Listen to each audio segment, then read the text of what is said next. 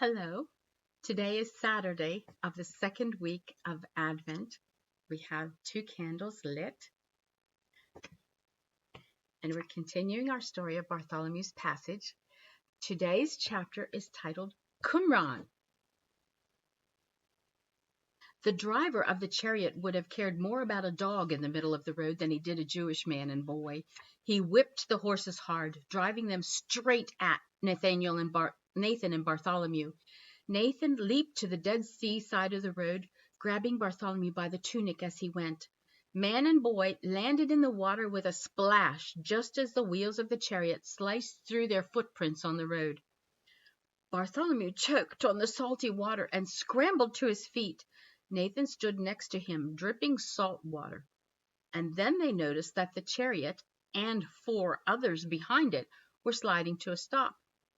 The centurion in the first chariot stepped off his mount even before it had stopped moving and marched over to the 2 travelers. With 6 soldiers falling in behind him, he stood on the edge of the road, looking down on Nathan and Bartholomew, whose appearance was that of wet laundry from a woman's wash bin. "Your names," the centurion demanded, completely unconcerned that his chariot had almost run them over. "Nathan of Hebron," Nathan answered in a strong voice, "and my son Matthew." The centurion eyed them for several seconds, then asked, "Where are you coming from, and where are you going?" "We just finished a visit in Jericho," Nathan answered, "and are heading home." "How long in Jericho?" the centurion asked, suspicion dripping off his tongue. "We were there many days, 10 at least." "Then tell me," the centurion said slowly, "you must have seen many people that could witness for you if you were there that long." Nathan's voice was just a little nervous as he said, "Why, yes, of course. Let me see. We stayed with our friend Silas. He's a merchant of many fine goods. And then there was his friend Seth, an innkeeper. And then, let me see now." Suddenly Bartholomew jumped into the conversation. "Mebach, the fish seller?" His high-pitched voice rang out. "Don't you remember, Father?" "Oh, of course, Mebach," Nathan said. "And then there was Jethro, the dealer in cheese," Bartholomew continued, "and Solomon, the perfume maker, and Rachel, the spinner of wool, and Elias, who gave me this fine and precious ring." Bartholomew pulled a bronze ring from his pocket that had a shiny blue stone in the middle. Nathan quickly gathered his wits and said, "Oh, yes, Elias. He was so kind to my son. Gave him that ring as a token of thanks for our business." Without missing a beat, the centurion asked, "When did you leave Caesarea?" If Nathan was fooled by the question, it didn't show on his face, nor did Bartholomew react in any way. "Caesarea?" Nathan exclaimed. "We were in Jericho, not Caesarea, though I should like to visit that great city some day. I hear it is a magnificent work. Don't they call it Little Rome?" The centurion stared at Nathan for a moment and then said, "Yes, they do." He must have decided that these 2 were not who he was looking for, because he said, "A man posing as a fool stole a slave boy from Caesarea 4 days ago. Do not make the mistake of helping them should your paths cross."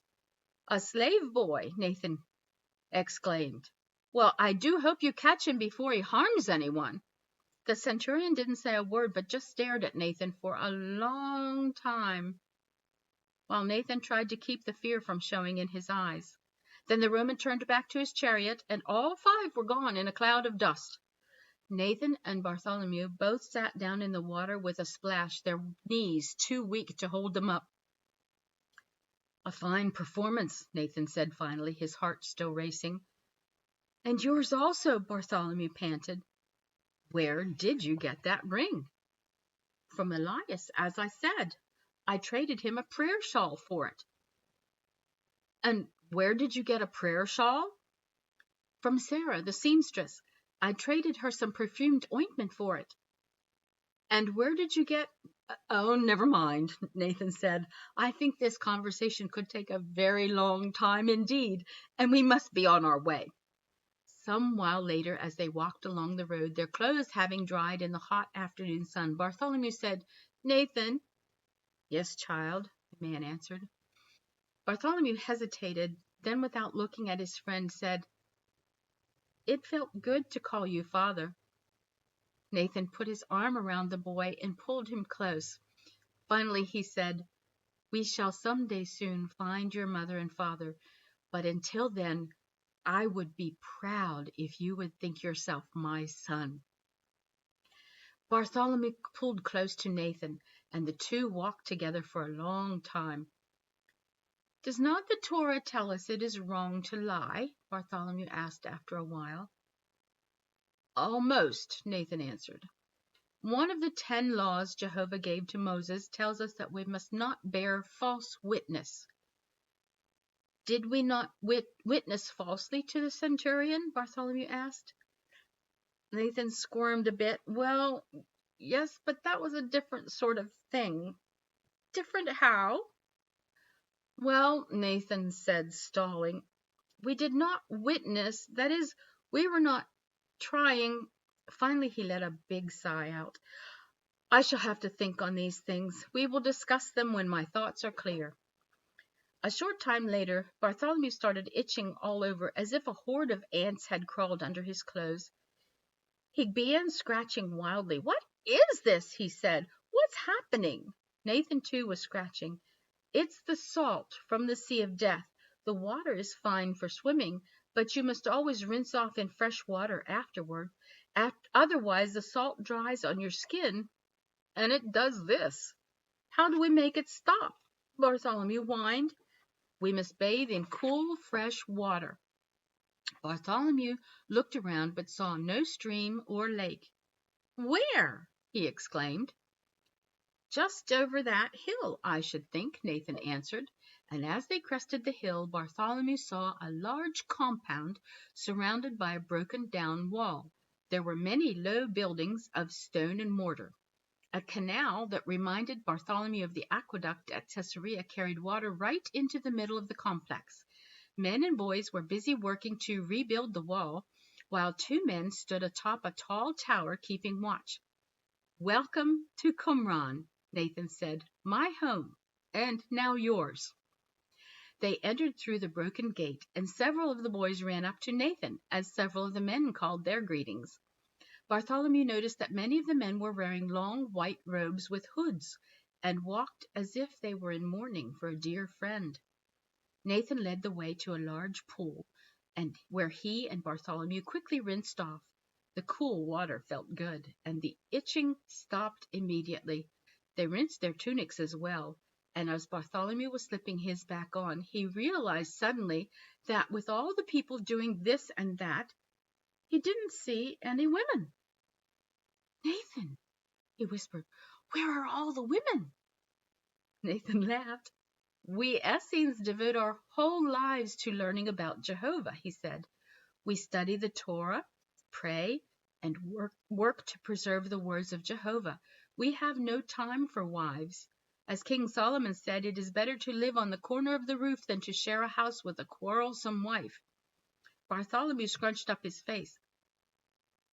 Didn't Solomon have many wives?" "Exactly," Nathan said. "Who would know better?" But then he added, "It is not forbidden for us to marry, and perhaps some day I shall. It would just be most inconvenient at present." Bartholomew looked at the boys who had greeted Nathan and asked, "If you have no wives here, where did all the children come from?" Nathan was just opening his mouth to answer when a loud voice filled the compound. "Nathan," it said, and Bartholomew saw it came from a rather round-looking man with a bald head and red beard. "I heard the watchman call your approach and was surprised to hear of your return so soon." The heavy man waddled over to Nathan and Bartholomew, followed by a tall, thin man. The way the second man walked reminded Bartholomew of Hasba, his slave master, but his face reminded him of the skunk man. "My visit to Caesarea was shortened by some important business, Rabbi," Nathan said. The rabbi looked from Nathan to Bartholomew. Then a look came over his face like the look Bartholomew's father used to get when Bartholomew hadn't done his chores. "Oh, Nathan," he cried, "not another one!" Bartholomew has raised a question that Nathan is finding most difficult to answer. Was it wrong for him to lie to the centurion? How do we know that a thing is right or wrong?